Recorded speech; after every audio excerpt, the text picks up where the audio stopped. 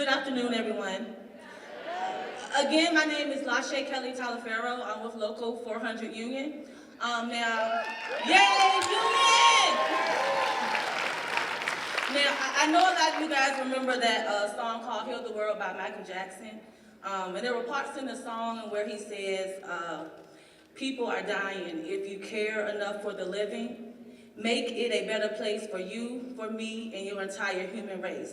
Now, when I was younger, I did not fully understand the whole meaning of that song until I grew up and had a family of my own. 6 years ago, my late husband was diagnosed with congestive heart failure.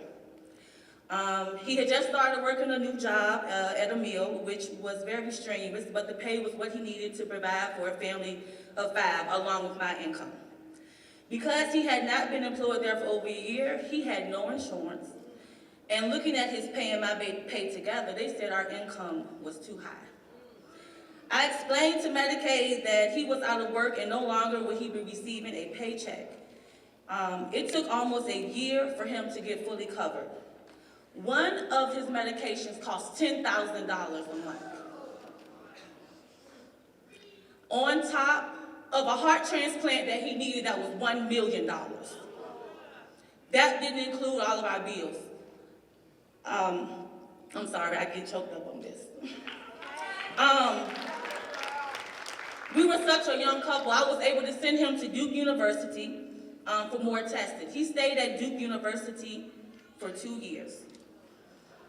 Trying to make him stronger, trying to prepare his body for a heart transplant that we thought.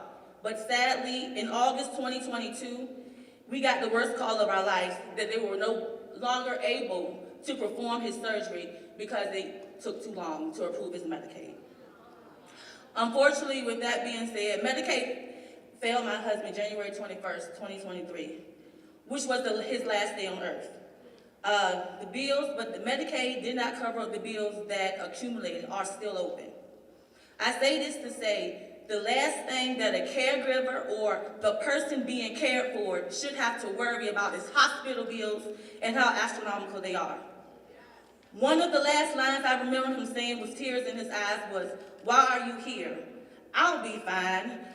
You are the only one working in this household and we have bills on top of bills." Again, that should have not been the least of his worries.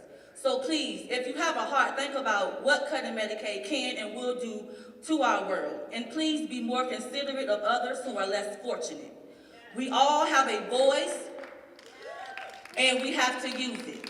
Our children, grandchildren, and all of our families are down on the line, are depending on us.